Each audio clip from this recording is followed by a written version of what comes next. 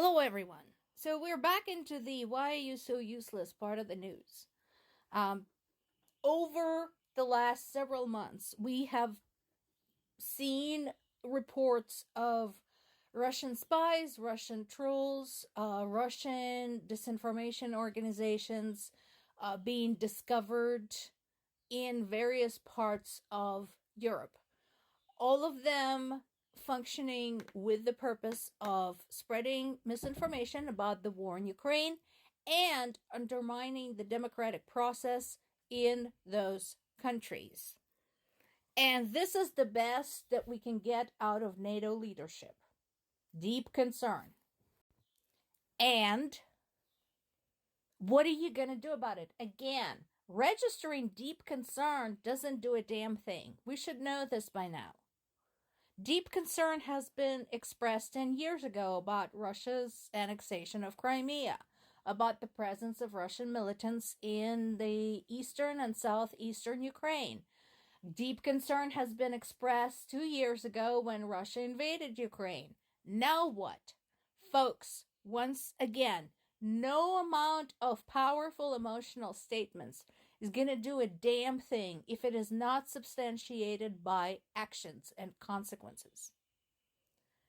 So far, it is my understanding when the perpetrators are found, some of them have been arrested, some of them might get tried in the countries where they were arrested, some of them have been extradited to Russia, some of them deported to Russia. So what does that tell Russia? Keep going.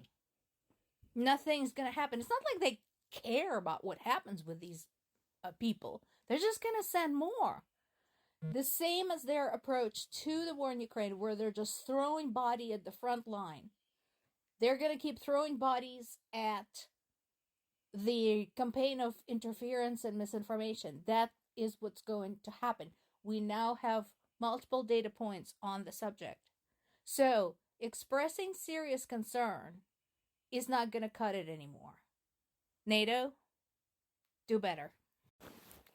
Case in point, we know Russia is looking for any excuse to point at EU, UK, US, NATO in general, and say, see, they're starting it. Here's a prime example.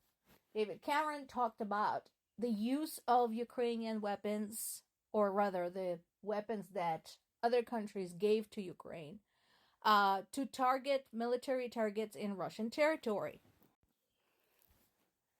Russia immediately had a knee-jerk reaction, calling it a direct escalation. No, sweetie, direct escalation is when bombs start falling on your head. That's direct escalation. But remember, it doesn't matter what any of you says. NATO members, EU members, all of you. Doesn't matter what you says. They will find a way to twist it and use it to their advantage. So why even bother saying anything? Is it to, check off the little box, say, well, we have expressed concern, we have talked about this?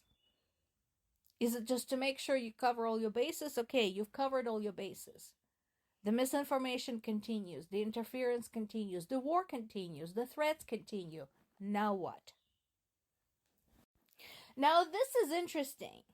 So we all know that Orban is a big fan of Putin and Trump's BFF, who wants to basically turn Hungary back into the miniature version of Soviet Union and Russia.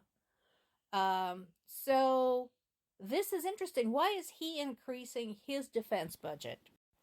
After all, he's so fond of Putin. So what if Russia invades? Why does he care? Of course, the question would be, whose side would he be on? And so his neighbors, Hungary's neighbors, should pull up a map and look and see, where does that put them? And should they be increasing their defense budget? Because you don't want to have a Putin sympathizer in your midst. Russia's response to Ukraine's progress continues to be, of course, brutal and disproportionate. So, Ukraine reports having shot down another Russian Su-25 bomber. Russia's response? This. Today is Ukrainian Orthodox Christian Easter. So today is their Easter Sunday. And the people who claim to be fighting the war to protect their faith, their freedom of religion, did this. They have launched drones.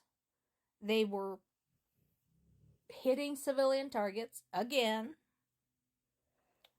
We had some wounded in Kharkiv, including a child. We had some fires, of course. We had shelling in the industrial part of Dnipropetrovsk, where a woman was injured. We had damages to the infrastructure in Nikopol, next to, wake up everybody, Zaporizhzhia nuclear power plant. The Ukrainian village of Okharetnya has been in the news a lot as Russians are basically rolling in. And, we've seen the drone footage now. The village basically doesn't exist. And people who could get out, got out, thankfully. I hope they're safe. I hope they were able to cross over to the Ukrainian territory. But, again, keep in mind, Russians insist that they are fighting the war for their faith, for God. They did call this war as the war between good and evil. So, why are they killing civilians on Easter Sunday? Why did they destroy churches? Why are they persecuting people of other faiths? If they are so fond of their own faith, why don't they respect the faith of the others? But by all means, the rest of the world, sit on your ass and express deep concern.